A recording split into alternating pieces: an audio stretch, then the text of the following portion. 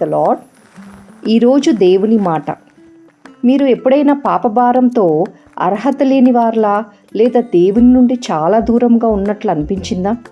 రోమా 3:23లో ఇలా వాక్యం సెలవిస్తుంది, అందరూ పాపం చేసి దేవుడు అనుగ్రహించు మహిమను పొందలేకపోతున్నారు. సిలువపై యేసు మీ పాపాన్ని వ్యక్తిగతంగా తనపైన వేసుకున్నారు. ఆయన రక్తం పూర్తి మూల్యాన్ని చెల్లించింది.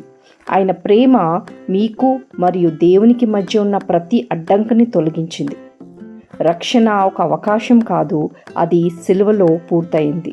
సిలువ కారణంగా మీరు పూర్తి ధైర్యంతో నిలబడవచ్చు. మీ గతం క్షమించబడింది, మీ వర్తమానం విమోచింపబడింది, మీ భవిష్యత్తు భద్రంగా ఉంది యేసులో. మీరు యేసుక్రీస్తును విశ్వసిస్తే మీ జీవితం రక్షించబడింది. భావాల ద్వారా కాదు, కార్యాల ద్వారా కాదు, కానీ సిలువపై ఆయన చేసిన సంపూర్ణ కార్యం ద్వారా ఇది జరుగుతుంది.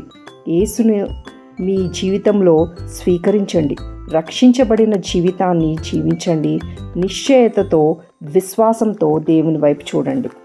దేవుడు దీవించును గాక. ఆమేన్.